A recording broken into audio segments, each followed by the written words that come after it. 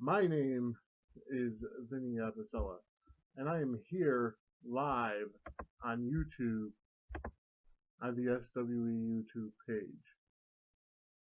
I just want to let everybody know that, Ladies and gentlemen, we are here my name and we're working on coming back. Alright, the fact of the matter is this. Honestly, the fact of the matter is this.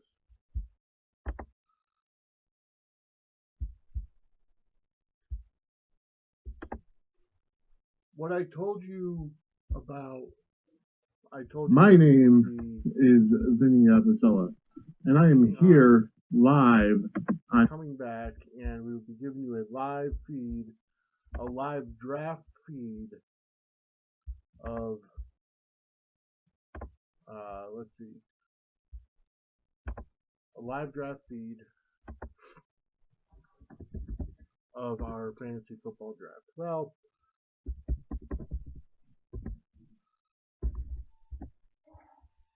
it didn't exactly work that way.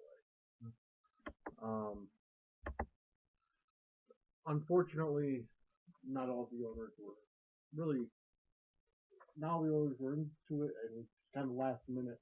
But the fact of the matter is this. I'm still going ahead, I'm still going to broadcast about different parts of the league and the fact of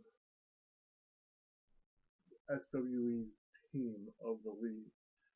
Next year, going forward, SWE will have their own league. It'll be start to finish. You viewers will know exactly what you guys are going to be seeing from us.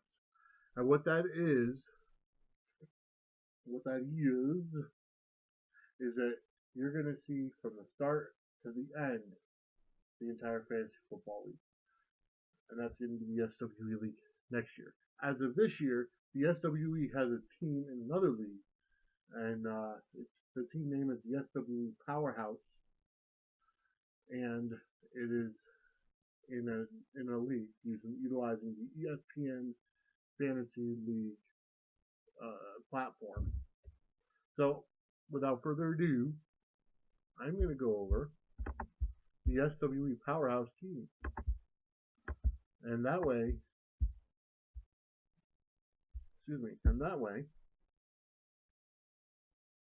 I'm going to keep you guys in the loop as to how we do. Okay. So I'm going to switch over to this, and just bear with me for 1 second, because you see that? I don't like that. Anyways, here we go. So this is the SWE Powerhouse team. Alright, starting quarterback, Drew Brees from New Orleans Saints. Our two starting running backs, Arian Foster from the Houston Texans and Mark Ingram from the New Orleans Saints. Our two starting wide receivers, Andre Johnson from the Houston Texans and Emmanuel Sanders from the Denver Broncos. Starting tight end, Jason Witten from the Dallas Football Cowboys. Our flex guy, who is actually a wide receiver, Cecil Shorts from Jacksonville Jaguars. Our starting defense is from the Seattle Seahawks, and our starting kicker is Justin Tucker from Baltimore. Now, on the bench, we have Steven Jackson, who is probable this week, which is why he's not starting. He's running back from the Atlanta Falcons. Ben Roethlisberger, Pittsburgh Steelers quarterback. Anquan Bolden, San Francisco 49ers wide receiver. Donald Brown, San Diego Chargers running back. Tim Wright, New England Patriots tight end.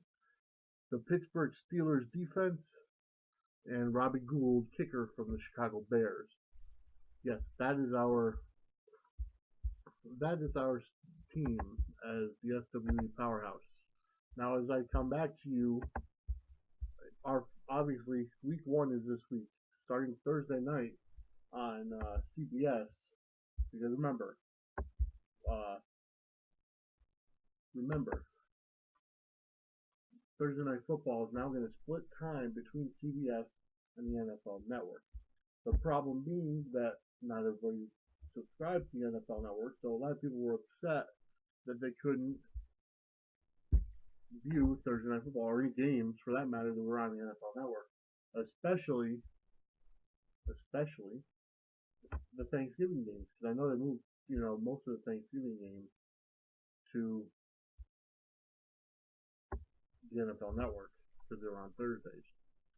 So the SWE Powerhouse, our first game this week, we will be facing the Silent Assassins. Okay, and we're actually projected to win right now. Yeah, we're projected to win right now. So we'll see how the projection goes, and I will let you viewers know how we look. So bear with me here as I fade to the screen display one more time. Okay. So as you can tell, the Silent Assassins have Matthew Stafford starting at quarterback, Eddie Lacy at running back, Rashad Jennings also a running back, AJ Green and Michael Floyd at wide receiver. He has two tight ends going, Vernon Davis and Greg Olsen. He's got the Panthers defense and Nick Folk is his kicker. As you could tell, the SW Powerhouse projected to win by 10, 71-61. Of course, that's just on paper. The actual games will be played starting this Thursday. Thursday night, the game, Thursday night is Seattle and Green Bay. Green Bay at Seattle is Thursday night. So going Thursday night for SWE is the Seattle Seahawks defense. And that's it. Going for the Silent Assassins, Eddie Lacy from Green Bay. And that's it. So there's only one player from each team going Saturday night. And with us, SWE having their defense going. The Seattle Seahawks have an awesome defense. And I was very lucky to get them. I believe I picked them in the 7th round. And quite honestly, I think it's going to be a good year. I think it's going to be a great season this year. And what I just heard, with Wes Welker being suspended for the first 4 games because of amphetamines and the drug problem that the NFL is having, quite honestly, puts SWE at an advantage. Because with our starting quarterback, one of our wide receivers from Denver, it gives them more of an opportunity to catch passes from Peyton Manning with Welker not being there. Because you have to get a rookie or somebody else who's probably not as seasoned or as adept to the Denver Broncos' current offense.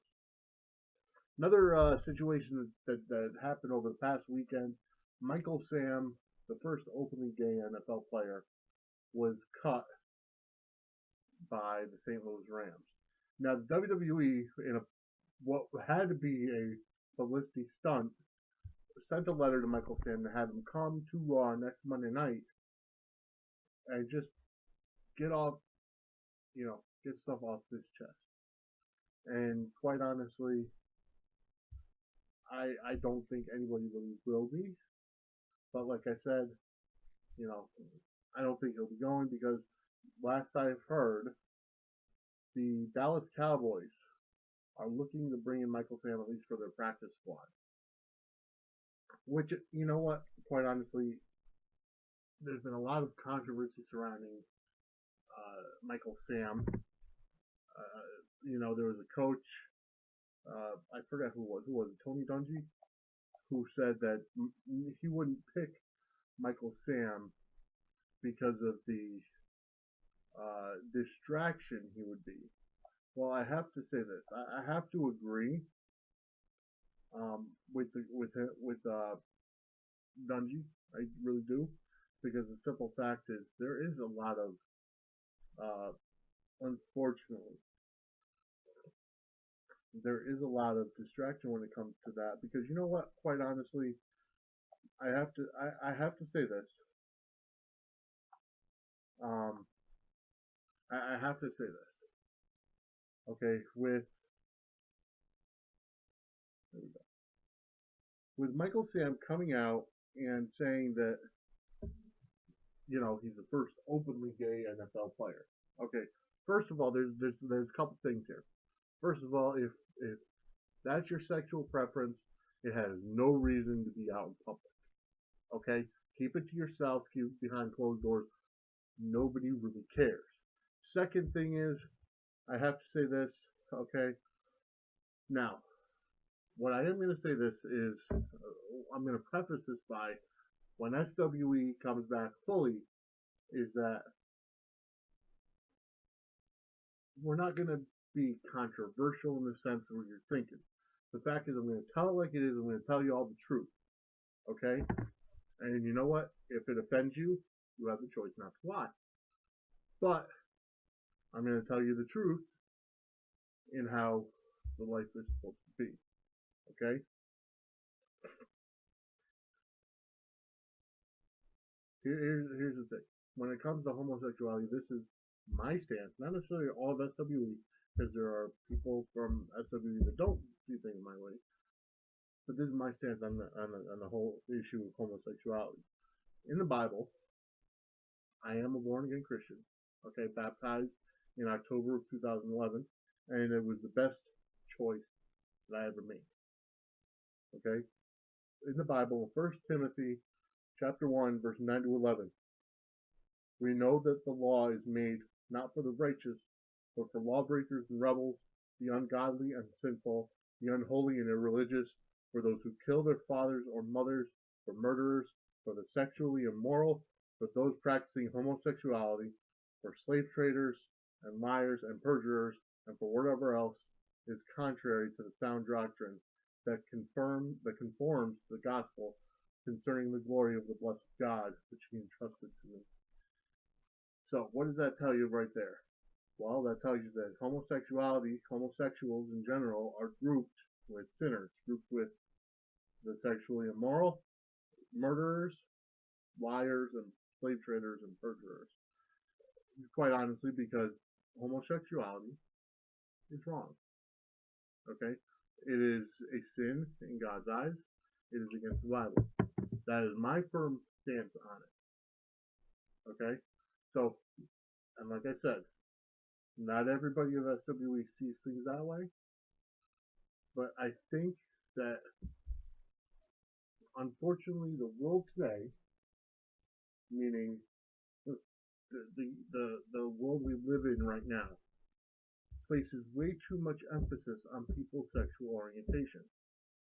If people are homosexual, if people are bisexual, if people are transgender, the LGBT movement, lesbian, gay, bisexual, transgender. Quite honestly, all that should stay in your home. We don't need to know it. Okay, the fact of celebrities coming out saying they're gay, saying they're bisexual, Ellen DeGeneres be coming out as a lesbian, quite honestly, why? Does the public really need to know? If we're going to watch you on TV, we're going to watch you to be entertained. We're not going to watch you for your personal life, for your sexual orientation, for your sexual preferences. We don't care. Okay? Not to mention, if you're going to be a role model, okay, be a role model in the right fashion for children watching to show that, that they should be one way. That it's not okay to be a homosexual. That it's not okay to be bisexual. It's not okay to be transgendered. It's not okay to have sex before marriage. That's where the sexually immoral comes in. Unfortunately, Hollywood and TV nowadays, the whole term sex sells. And I will be completely honest with you, I was guilty of it during the last incarnation of the Sports Wire, where not last year's, I'm talking about previous, back in 2004, 2003, 2004, where I firmly believed sex sells, and that's what would have got us more ratings, more what have you. The fact is this: I want my son knowing that I'm doing things the right way in life. I want my son knowing that who he watches, it should be appropriate for him. He's 9 years old. Unfortunately, even Disney and Nickelodeon, all their teen bopper shows or their children's shows have a lot of sexual innuendos in them, whether you want to think about it or not. SpongeBob is absolutely horrible. I refuse to let my son watch SpongeBob SquarePants because of the sexual overtones and the and the adult themes that are in the show. I know we started with fantasy football, and then we moved a little bit to the NFL, and then Michael Sam came over to this way.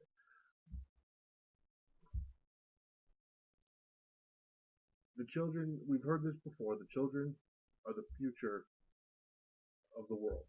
Okay, the future generations are the next leaders of this world. Do we want somebody in there saying it's okay to sin? It's okay to go against the Bible, or do we want children to firmly grasp the knowledge and to firmly grasp a hold of the love and the grace that God gives us? Ladies and gentlemen, my name is Vinny Apicella. Okay, and I'm going to end this now. I hope that people watch it. I hope that people give me feedback, give me comments. Okay, because there's going to be more where this comes from, and it's going to be middle of the night, like it is now. Okay, I'm going to name this segment Your Late Night Lesson. And like I said, it's not always going to be about Christianity. It's not always going to be about sports or entertainment or whatever. It can be about just about anything. But this is your late night lesson. I am Vinny Apicella. Talk to you all again soon.